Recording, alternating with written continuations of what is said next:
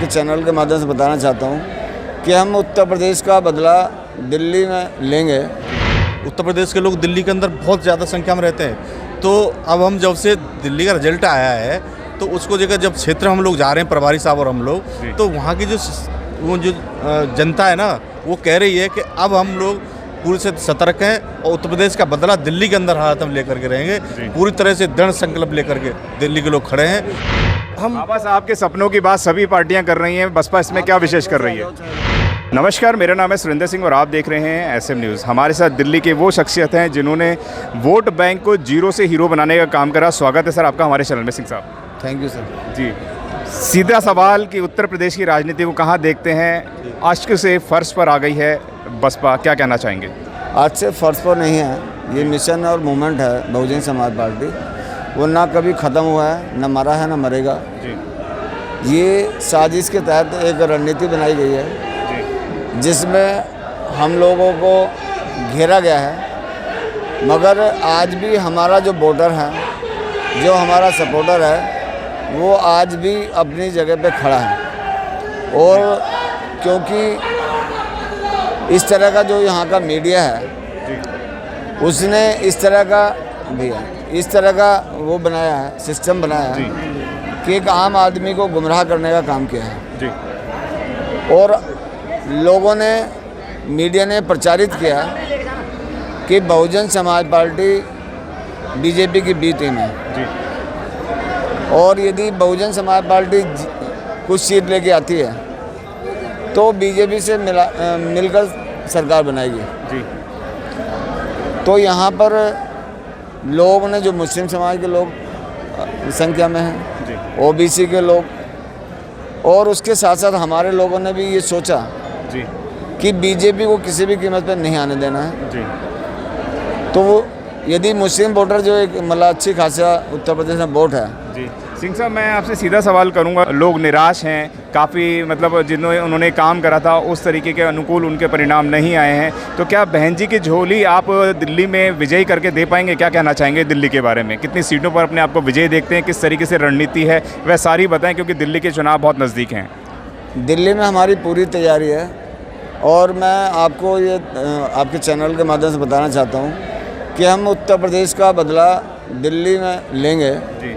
और हमारी पूरी तैयारी है, जो वहाँ कमी रही है जी, हम लोग सब मिलजुल कर उसे पूरा करने का काम करेंगे जी। हमारा वोटर इधर पूरा आक्रोश में है जी।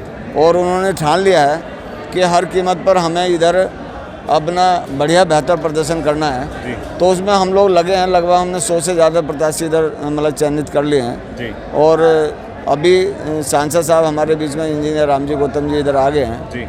तो क्योंकि उधर चुनाव में वो व्यस्त है, और अब रणनीति बनाकर हम लोग उनका फाइनल करना शुरू करेंगे जी। और उन्हें मैदान में हमने पहले से उनकी तैयारी में लगा रखा था जी। और उनको पुख्ता तैयारी के लिए हम लोग उनको हरी झंडी देकर भेजने का काम करेंगे जी। और अभी हमारे पास समय है, कुछ चुनाव शायद 6 महीने के लिए या 3 महीने के लिए टला है जी। तो उसमें हम और बेहतर तैयारी करके मतलब बेहतर प्रदर्शन करेंगे। लक्ष्मण जी, किस तरीके से आप दिल्ली के प्रदर्शन को बेहतर बना पाएंगे? जैसे सिंह साहब ने बताया है कि हम बहुत अच्छा रिजल्ट देंगे और उत्तर प्रदेश का बदला दिल्ली से लेंगे, तो जिस तरीके से जो बसपा का कोई चुनावी घोषणा पत्र नहीं होता है, उनके कोई वादे नहीं होते हैं, और यहाँ पे वादों की गंगा बह रही है। आपको बिजली फ्री, रोड फ्री, सड़क फ्री, मतलब सब कुछ फ्री मिल रहा है, स्कूटी फ्री, तमाम वादे आने लग रहे हैं, महिलाओं का बस में चढ़ना फ्री, पानी फ्री। तो इस फ्रीज की लड़ाई से किस तरीके से बहुजन समाज लड़ पाएगी, वह बताएं। दिल्ली में हम इस बेहतर तरीके से तैयारी कर रहे हैं, पहले से भी तैयारी कर रहे थे और अब और हमें सब समय मिल गया है, क्योंकि यूपी के इलेक्शन में लोगों का थोड़ा ध्यान था, उधर से अब सब निमट गए। तो अब दिल्ली में सारा पूरे उत्तर प्रदेश के लोग दिल्ली के अंदर बहुत ज़्यादा संख्या में रहते हैं, तो अब हम जब से दिल्ली का रिजल्ट आया है तो उसको जगह जब क्षेत्र हम लोग जा रहे हैं, प्रभारी साहब और हम लोग, तो वहाँ की जो जनता है ना, वो कह रही है कि अब हम लोग पूरी से सतर्क हैं और उत्तर प्रदेश का बदला दिल्ली के अंदर हालात हम लेकर के रहेंगे। पूरी तरह से दृढ़ संकल्प लेकर के दिल्ली के लोग खड़े हैं, क्योंकि उत्तर प्रदेश से संबंध रखते हैं वो सब लोग। तो वहाँ तो ठग लिया है, वो ठगा सा महसूस कर रही है जनता। हम हारे नहीं है वहाँ, उत्तर प्रदेश में हम हारे नहीं है, इन्होंने साजिश के तहत हमें हराया गया है। तो उसका बदला लेने के लिए यहाँ की दिल्ली के लोग बिल्कुल हर तरह से तैयार हैं और यहाँ बेहतर रिजल्ट हम एमसीडी में देने का काम करें। सुदेश आर्य जी, लगातार बहन जी के ऊपर आरोप लग रहे हैं कि जो मिशन मूवमेंट है वो बदल गया है। इस वक्त गणेश के हाथ में जो बहुजन समाज की मूवमेंट हुआ करती थी वह चली गई है, क्या कहना चाहेंगे? मूवमेंट से बहन जी आज भी मूवमेंट के साथ हैं, कल भी मूवमेंट के साथ थी और आगे भी मूवमेंट के साथ रहेंगी। दूसरा क्या है कि हम लोग जब उत्तर प्रदेश अभी जिस तरह से रिजल्ट आया है उसमें हमको सबक लेने की ज़रूरत है, निराश होने की ज़रूरत नहीं है। क्योंकि मानवर साहब बार बार ये कहते थे कि हमारी राजनीतिक आंदोलन जो है उसको तो हमने देखना, लेकिन हमको सामाजिक आंदोलन चेतना जो हम चला रहे हैं लगातार वो कंटिन्यू रहनी चाहिए, वो लगातार चलती रहेगी। दूसरा आपने कहा दिल्ली में बहुत सारी चीज़ें जो उठापटक हो रहे हैं, फ्री का जो चल रहा है, तो उसको लेकर भी हम लोग काउंटर जो मानवर काशीराम साहब ने तमाम स्लोगन्स नारों के तहत पूरे भारत को आंदोलित किया था। तो दिल्ली के लिए हमने भी, क्योंकि दिल्ली में इस तरह का आपने कहा फ्री का नाटक चला रहे हैं, तो हम यहाँ के जो सामान्य जनता है खासकर उत्तर प्रदेश और तमाम राज्यों से विस्थापित होकर यहाँ रह रही है, मलिन बस्तियों, झुग्गियों में और कच्ची कॉलोनियों में, उन सभी के लिए हमने नारा भी दिया है कि फ्री नहीं, रोजगार चाहिए, सत्ता और सम्मान चाहिए। जब तक हम इन महापुरुषों के, जो खासकर मानवर काशीराम साहब, बाबा साहब के उन पद चिन्हों पर चल रहे हैं और उन्हीं की बातों को आगे बढ़ाने का काम कर रहे हैं। और आदरणीय बहन जी, जिस तरह बहन जी ने पूरा टिकट वितरण का काम किया, खासकर सामाजिक ताने बाने में जो उत्तर प्रदेश में भाईचारे के तहत जो डिस्ट्रीब्यूशन किया, वो सब ने देखा कि हाँ, पूरी मीडिया कह रही थी इससे बेहतर जो रिप्रेजेंटेशन है असर समाज का उसको और कोई पार्टी ने नहीं दिया, बीएसपी ने दिया।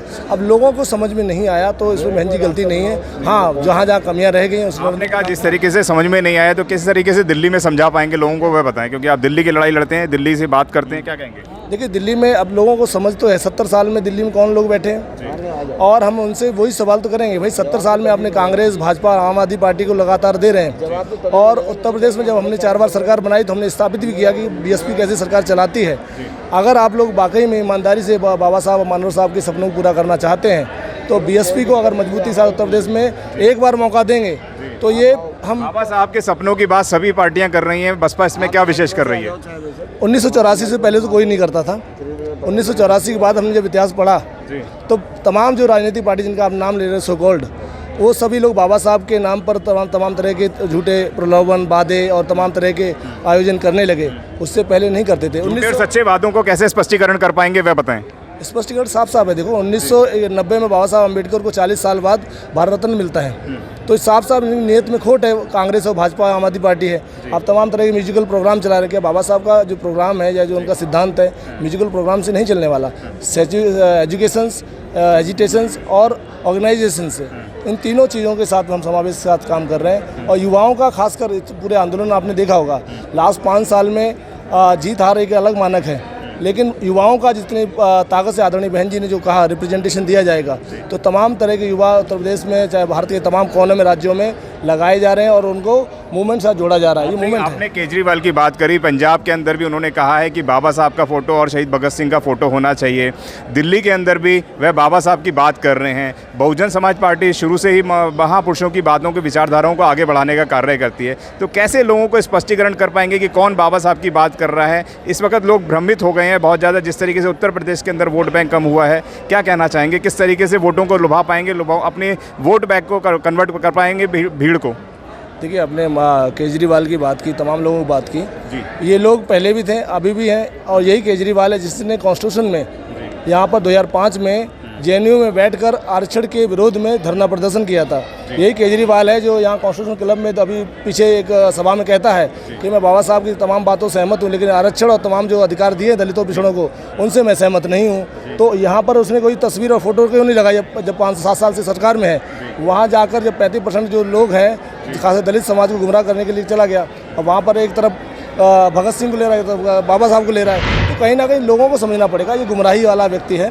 और हम लोगों को, जैसे गांधी ने जो गुमराह किया था देश को, वो ये काम कर रहा है। हमारे लोगों जो खासकर मीडिया कर्मी है, उनको बताना, पूछना चाहिए, भाई दिल्ली में आपने इस तरह की उन्होंने इम्प्लीमेंटेशन किया, कहाँ गया जो कहता संविधान पढ़ाएगा कॉलेजों में, स्कूलों में, कहाँ पढ़ा रहा है? सवाल तो इनसे पूछने चाहिए ना। ये जो तमाम तरह की योजनाएं में कहना चाहते हैं, करनी और कथनी में बहुत ज़्यादा फर्क है। पूरा फ़र्क है। कथनी में थोड़ा बहुत नहीं, पूरा फ़र्क है। आप तमाम तरह की जो सरकारी महकमे दिल्ली में है, आप वहाँ पर सब जगह ठेका पड़ता है, जबकि आरक्षण के तहत अगर आपको वहाँ रिप्रेजेंटेशन मिलता है आर्टिकल 16 से, तो आपको कहीं ना कहीं आपका हिस्सा मिलता ना।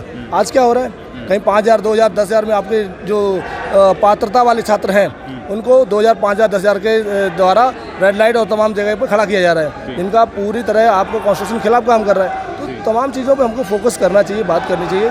ये बात ठीक है, मूवमेंट में अभी लोग थोड़ा शिथिल पड़े हैं। यकीन मानिए ये मूवमेंट आने वाले 5 साल में बहुत बड़ी ताकत बन के उभरेगा। जी, बहुत बड़ी ताकत बन के उभरेगा। सिंह साहब, मैं आपसे जानना चाहूँगा, आज तमाम पार्टियां अपने वादे कर ली हैं, अपने प्रलोभन दे रही हैं, क्या फ़र्क है बसपा सुप्रीमो बहन कुमारी मायावती की राजनीति में, माननीय प्रधानमंत्री की राजनीति में, आदित्य योगीनाथ की राजनीति में, अखिलेश यादव जी की राजनीति में? मैं चाहूँगा इसके ऊपर आप स्पष्टीकरण करें, किस तरीके की राजनीति है तमाम लोगों की, जबकि बहन जी के ऊपर लगातार ये आरोप भी लग रहे हैं कि बहन जी मिशन मूवमेंट भूल गई हैं, बहन जी इस वक्त संगठन की बात नहीं करती हैं, बहन जी मनुवाद की हाथ की कठपुतली बन गई हैं, क्या कहना चाहेंगे?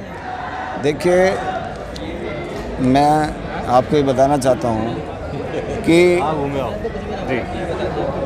जिस समय बाबा साहब इस देश के अंदर अपने लोगों की लड़ाई लड़ रहे थे, तो उस समय लगातार ऐसी परिस्थिति जैसी परिस्थिति आज है, उस समय गांधी एंड गांधी की टीम नहीं चाहती थी कि इस देश के अंदर गरीब के बेटे राजा बने।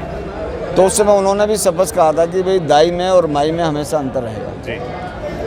दाई दाई का काम करेगी, माई माई का काम करेगी। और जब बहन कुमारी मायावती ने सरकार बनाई तो उन्होंने जो काम किया उससे ये स्पष्ट हो गया कि जो काम इस देश के अंदर आज़ादी के बाद ये सरकारें नहीं करा पाई, वो हमारी नेता ने उस समय करके दिखाई। और यदि विकास की बात करते हैं तो मैं सोचता हूँ कि पहला यदि यहाँ पर यमुना एक्सप्रेस वे बनाने का काम किसी ने किया तो हमारी नेता बहन कुमारी मायावती ने की। यहाँ गौतम बुद्ध यूनिवर्सिटी जहाँ हम लोग खड़े हैं, इससे थोड़ा सा आगे 511 एकड़ में गौतम बुद्ध यूनिवर्सिटी बनाने का काम किया। फार्मूला 1 रेस कराने का काम किया एक जरा से ज़िले के अंदर। तो वो सारे काम उनके नज़र आते हैं, चाहे वो रोज़गार का मामला हो, चाहे वो शिक्षा का मामला हो, चाहे सुरक्षा का मामला हो, चाहे बहन बेटियों का सुरक्षा हो, चाहे इस देश में आम नागरिक की सुरक्षा हो, वो उन्होंने सब कुछ करके दिखाया।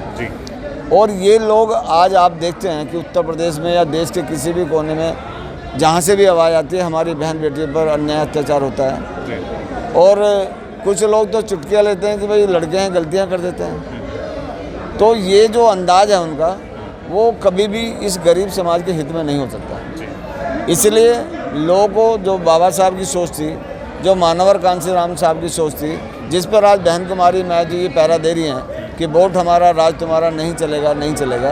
और बाबा साहब ने भी कहा था कि जाओ अपनी दीवारों पर लिख दो कि आप इस देश के शासनकर्ता जमात बनोगे। यहाँ पर गुरु रविदास जी ने भी कहा कि ऐसा चाहूँ राज में जहाँ मिले सभी को अन्न, छोट बड़े सब बसे रविदास पर रहे प्रसन्न। और जिन लोगों ने बाबा साहब को जिताकर पहली बार पार्लियामेंट में भेजने का काम किया, चांडाल बिरादरी के लोग थे। तो उनके 2 गुरु हुए, गुरुचंद हरिचंद ठाकुर। तो उन्होंने भी कहा कि तेज जाते राजा नहीं, तेज जाते ताजा नहीं। जिस समाज का राजा नहीं होता, समाज कभी ताज़ा और खुशहाल नहीं होता है। साथ में उन्होंने एक बात और कही है कि जिसका दल नहीं उसका बल नहीं, और जिसका बल नहीं उसकी समस्या का हल नहीं। तो आज दल तो गरीबों का है, मगर गरीबों को ये समझना पड़ेगा कि वास्तविक उनकी लड़ाई कौन लड़ रही है। आज जो ये प्रलोभन की राजनीति शुरू हुई है, आज जो इन्होंने बहकाव की राजनीति शुरू हुई है, इससे अलग हट के जो मानवर कांशीराम साहब की चाहती कि ना बिकने वाला समाज बनाकर अपने पैरों पे खड़ा करके इस देश की शासन प्रशासन में भागीदारी इनको दिलानी है, तो उस काम में हमारी नेता बिल्कुल कटिबद्ध है। लोग कहने के लिए कुछ भी कहते रहे, मगर हमारी नेता टस से मस नहीं हुई है। वो चाहती तो वो भी किसी से समझौता कर सकती थी। ये जो आज व्यवस्था है इससे समझौता कर लेती। लोगों ने सरेंडर किया है, दूसरी पार्टी के लोगों ने, मगर हमारी नेता ने इस मूवमेंट से को जिंदा रखने के लिए किसी के सामने सरेंडर नहीं किया है। तो इसलिए मैं गारंटी के साथ बात करता हूँ कि आने वाले दिन इन लोगों का होगा, और आज नहीं तो ये कल समझेंगे, और उस प्रयास में हम सब लोग लगे हैं। 2024 के अंदर कहाँ देखते हैं अपने आप को? 2024 में हम पूरी मेहनत करेंगे। और जो कांशीराम साहब कहते थे कि मेरे लगभग 54 MP बन जाएं, जिससे मैं किसी भी विधायक को रोक दूं और किसी को पास करा दूं, तो हमारी सबसे पहली लड़ाई यही होगी कि हम 54 MP से ज़्यादा जिताकर अपनी नेता को इतना सशक्त कर दें वहाँ पर कि जो लोग इनकी जो रणनीति चल रही है उसे वहाँ पर हम लोग फेल करने का काम करेंगे। धन्यवाद सर, थैंक यू। अगर आपने अभी तक हमारा चैनल सब्सक्राइब नहीं किया है तो सब्सक्राइब करें और घंटी का बटन बिल्कुल भी दबाना ना भूलें ताकि सभी लेटेस्ट खबरें पहुंच सकें आप पे सबसे पहले।